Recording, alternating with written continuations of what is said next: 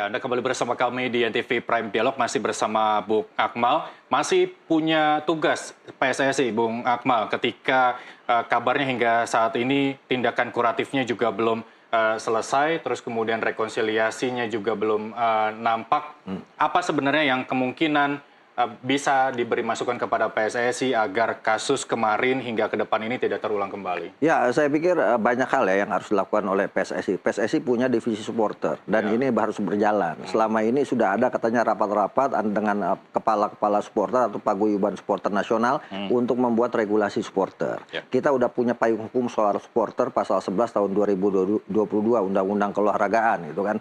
Di situ sudah jelas, tinggal turunannya dari PSSI. Tadinya saya beranggapan bahwa kalau kita susah untuk berpikir panjang, ambil aja atau contek saja Football Spectator X-nya milik Inggris. Di sana kan Football Spectator X itu dibuat pasca tragedi Heysel dan tragedi Hillsborough yang membuat Inggris terkucilkan di Eropa ketika itu, tidak boleh ikut kompetisi Eropa. Tapi kemudian pemerintah dari Inggris, FA-nya Inggris, kemudian juga stakeholder sepak bola Inggris, kemudian berkumpul bersama untuk membentuk satu aturan yang namanya Football Spectator X yang mengatur soal regulasi supporter. Termasuk diantaranya supporter harus punya kartu anggota, sehingga kemudian ketika bermasalah mereka akan mudah dideteksi. Kalau di Indonesia kan yang disebut kalau giliran bermasalah oknum, gitu kan, sehingga sulit dideteksi. Nah, kemudian ini dibentuk, semuanya sepakat, yang pada akhirnya kita lihat apa? Holiganisme. Inggris dikenal dengan holiganismenya sangat ganas di Indonesia. Tapi sekarang kita lihat Inggris adalah prototipe sepak bola modern saat ini, di mana mereka yang menginisiasi pertama kali stadion sepak bola tanpa adanya pagar pembatas. Itu yang pertama. Yang kedua, PSSI harus melakukan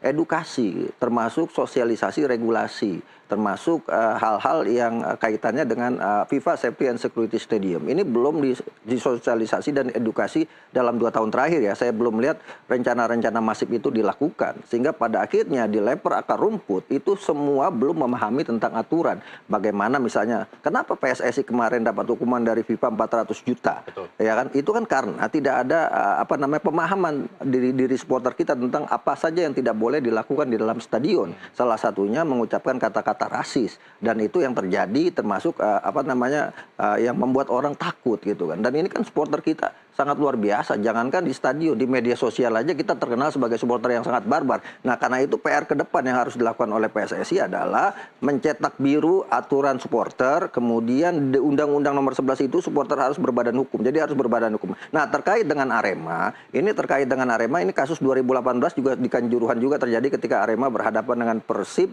skor 2-2 tanggal 15 April 2018, itu pun ada tembakan gas air mata, ada korban jiwa juga di sana, tapi tidak diselesaikan sampai akhirnya ada 135 orang meninggal dunia dan juga belum dituntaskan. Saya pikir ada dua hal, aspek eksternalnya PSSI harus tegas terhadap Arema, karena saat ini Arema ada 3. Kan? Sampai saat ini menurut Anda belum tegas ketika induk sepak bola Indonesia mendapat teguran dari induk sepak bola dunia. Nah, kita tahu dulu apa yang diberikan sanksi dari FIFA ke PSSI. Kita simak terlebih dahulu keterangan dari Arya Sinulinga berikut ini. Berdasarkan laporan pertanyaan tersebut, FIFA menyatakan bahwa supporter tuan rumah Indonesia itu paling aktif di Tribun Utara dan Selatan. Peristiwa insiden terjadi di sektor 19, disebabkan oleh supporter Indonesia pada menit ke-80. Sekitar 200-300 supporter tuan rumah meneriakkan slogan xenophobia, Bahrain bla bla bla. Akibatnya yang pertama, PSSI didenda hampir setengah miliar, yaitu sekitar hampir 400 miliar lebih. Kemudian yang kedua, PSSI diperintahkan FIFA untuk memainkan pertandingan berikutnya dengan jumlah penonton terbatas, dengan menutup sekitar 15% dari kursi yang tersedia. Dan ini terutama di tribun di belakang gawang, artinya di utara selatan nih. Ya, Bung Akmal, kalau mendengar dari sanksi-sanksi yang dijabarkan oleh Arya Sinulinga tadi, seberapa yakin menurut Anda PSSI akan menentukan regulasi yang ketat bagi para klub untuk supporter agar tidak terjadi kerusuhan lagi? Ya, saya pikir terobosan banyak dilakukan oleh PSSI ini kan. Misalnya kasus Arema tragedi Kanjuruhan itu kan kasus yang terjadi di era kepemimpinan Pak Iwan Bule, Pak Muhammad Iriawan gitu. Sekarang kan kepemimpinan di bawah Pak Erick Thohir, banyak terobosan yang dilakukan, tapi ada hal-hal yang jadi PR besar gitu yang harus dituntaskan. Salah satunya adalah ini kan sebenarnya 2 tahun terakhir ini praktis masalah supporter tidak begitu tidak muncul gitu kan dengan tidak ada supporter tandang, tapi kan ini penyelesaian yang shortcut. Nah, muncul kembali sekarang adalah ketika kemudian Arema kembali ke Kanjuruhan. Jadi problemnya sebenarnya ada di Arema. Dalam hal ini bagaimana Arema harus ditekan untuk bisa menertibkan supporter mereka, untuk bisa kembali main di Kanjuruhan. Salah satunya adalah menyelesaikan segala permasalahan di internal Arema terkait dengan supporter agar kemudian tidak terjadi hal-hal yang tidak diinginkan. Bahkan klub-klub sepak bola Indonesia kan berkorban semuanya untuk Arema. Sebagai contoh, pasca tragedi Kanjuruhan yang menyebabkan 135 orang meninggal dunia, yang jadi korban apa? Liga 2. Liga 2 dihentikan padahal tidak terlibat dengan pertandingan yang terjadi di Liga 1, tapi mereka dikorbankan. Apa sekarang semuanya harus berkorban untuk Arema terus? Nah, ini kan jadi PR buat Arema. Nah, menurut saya langkah yang paling penting dilakukan oleh PSSI harus memastikan bahwa nama klub itu harus satu. Tidak boleh ada nama klub yang banyak. Di Arema ada 3, Arema FC, Arema Indonesia, Arema Malang. Nah, ini harus dipertemukan ketiganya, difasilitasi mungkin oleh PSSI bahwa ke depan hanya ada satu Arema, sehingga kemudian tidak ada paksi-paksi yang memunculkan potensi terjadinya konflik di sana, sehingga apapun yang terjadi yang bertanggung jawab hanya satu Arema. Sekarang kan bisa ini oknum, bisa aja ini supporter Arema Indonesia, bisa ini aja ini supporter Arema Malang yang tidak setuju dengan adanya Arema FC di Liga 1, kan bisa dilempar seperti itu. Dan kalau seperti itu tidak akan pernah ada kasus yang bisa terselesaikan.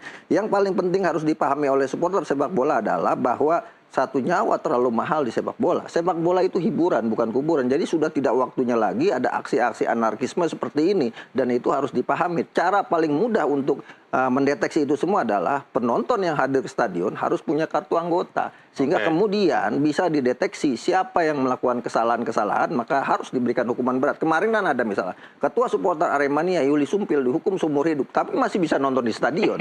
Artinya ini kan kemudian membuat yang lain, oh kalau dia masih boleh dan tidak dihukum, ya kita juga boleh melakukan yang sama. Kita kembali gitu. ke Liga 1, Bung Akmal. Sebenarnya laga antara Arema FC dengan Persik ini bukan penentuan siapa yang menjadi pemenang. Betul. Karena kita tahu bahwa Liga 1 sudah dipastikan Persib yang menang. Betul. Begitu ya. Nah, ini kita bahas soal derby Jawa Timur yang kemudian bisa kita waspadai siapa dengan siapa yang kemudian berpotensi timbulnya kerusuhan. Ya, kalau derby Jawa Timur kan sebenarnya udah selesai nih. Derby antara Arema dengan Persebaya misalnya. Derby Jawa Timur sudah selesai, di mana Persebaya menang 3-2 di kandang, kemudian imbang 2-2 saat tandang. Kemarin sudah selesai. Derby melawan Madura United juga Arema sudah selesai.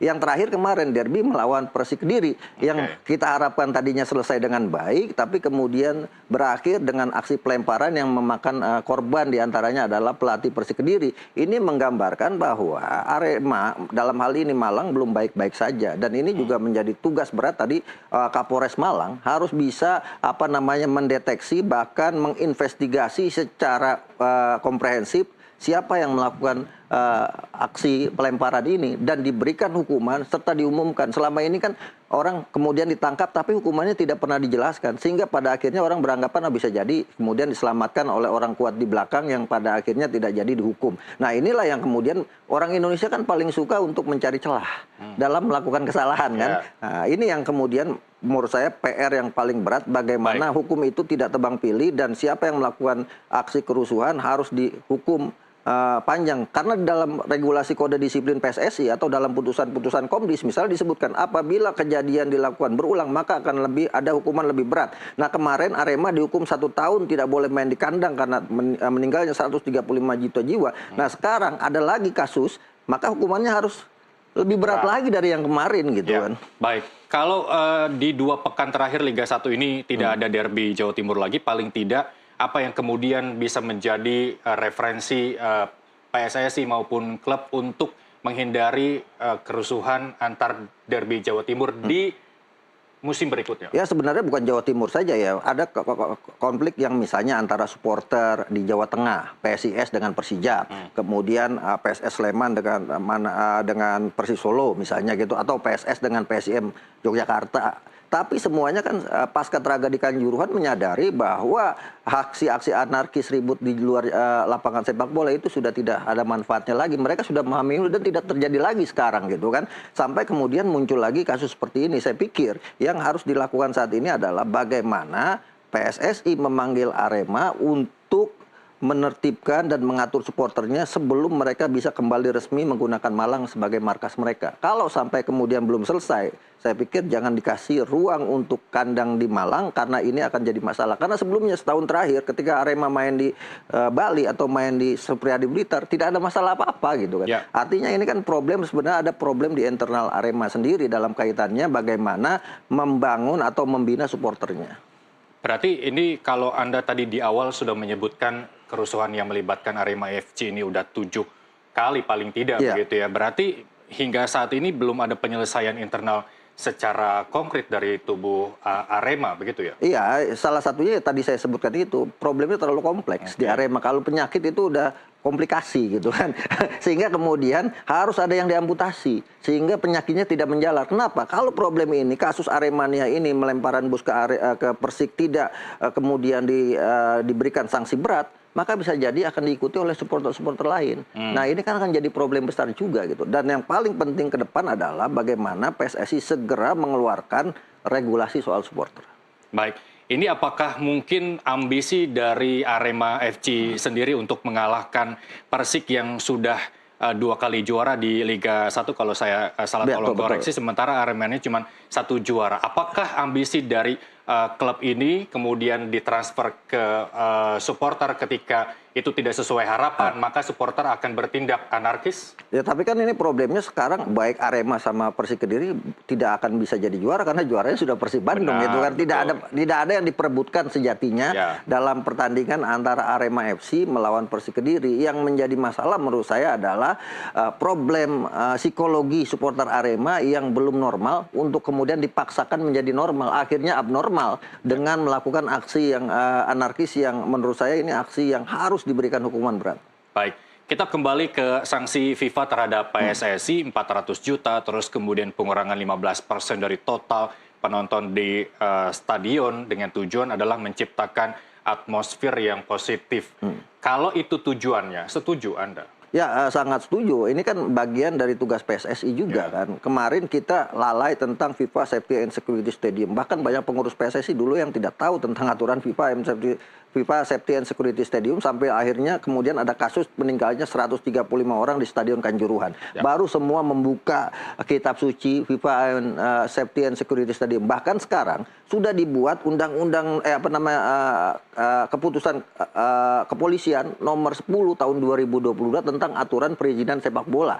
Artinya semua sebenarnya sudah membuat aturan, tapi permasalahannya aturan ini baru dalam konsep di atas kertas, belum implementasi di lapangan. Nah, implementasi ini yang menurut saya agak berat ya. Kenapa berat? Kita kan punya tipologi negara yang menarik karena kita ini sebenarnya negara-negara yang terdiri dari pula-pula yang dulu adalah kerajaan-kerajaan. Jadi fanatisme setiap daerah itu tinggi. Sehingga kemudian potensi terjadinya gesekan sangat besar sekali. Tadi dibayangkan Jawa Timur aja punya berapa kerajaan tuh dulu kan, sehingga kemudian Brawijaya Kediri dengan Kedirinya, kemudian Ken Arok di Malang dan sebagainya, ini kan punya efek tersendiri dalam sosiologi dan kultur bangsa Indonesia. Nah ini perlu langkah yang tidak mudah memang, tapi harus dilakukan oleh PSSI dalam kaitan bagaimana membuat supporter kita semakin paham terhadap regulasi yang ada. Salah satunya adalah, kan ada media sosial PSSI, ada media sosial PT Liga Indonesia Baru, ada media sosial klub. Nah, regulasi aturan tentang supporter harus masif. Dikabarkan ke masyarakat lewat media sosial. Untuk menentukan atmosfer positif aja tidak cukup untuk menjamin tidak ada kerusuhan. Karena di Arema dan Persik sendiri dinyatakan bahwa pertandingan berlangsung secara positif, namun kerusuhannya terjadi di luar. Nah ini soal pengamanan juga. Apakah ada yang dilanggar terkait SOP pengamanan di lokasi? Karena menurut kepolisian bahwa kerusuhan terjadi jauh dari lingkup pengamanan yang dilakukan oleh pihak kepolisian? Dalam konteks Football Family, ada regulasi manual Liga 1 yang menyebutkan bahwa tuan rumah wajib memberikan rasa aman dan nyaman kepada tim tamu, baik saat datang, saat bertanding, maupun saat pulang. Okay. Artinya, ketika kemudian terjadi pelemparan terhadap bus Persik, ada regulasi yang tidak dijalankan oleh Arema sebagai sebuah klub yang diatur dalam manual liga tidak memberikan keamanan dan kenyamanan kepada tim tamu. Artinya Arema harus mendapatkan hukuman dalam lingkup Football Family ini kan.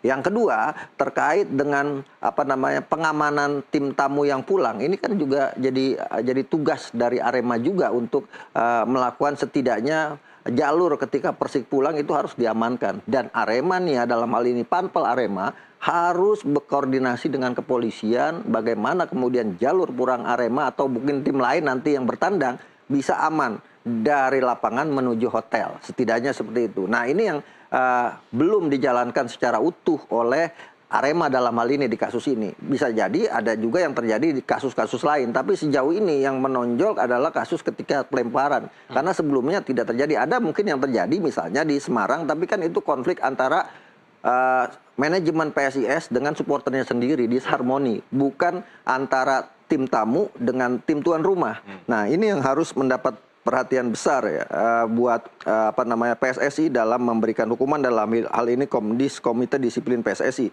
Semua harus ada rujukannya, jangan sampai kemudian ya ini mohon maaf ya, Ketua Komdis PSSI kita saat ini mantan Arema gitu kan. Jadi jangan sampai kemudian karena ada baju birunya sehingga kemudian menjatuhkan hukuman tidak seperti yang diharapkan oleh publik sepak bola.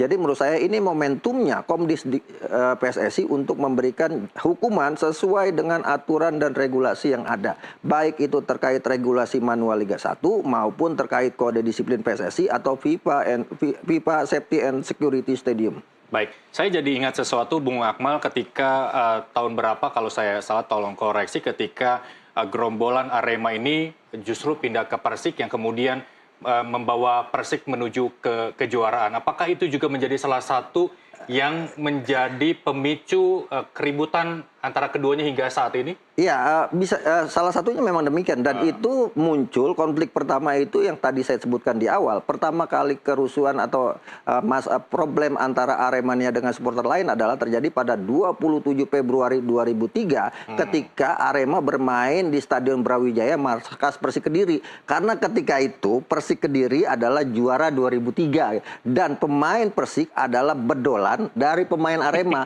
Karena ketika itu manajer dari Arema, Iwan Budianto adalah menantu dari Bupati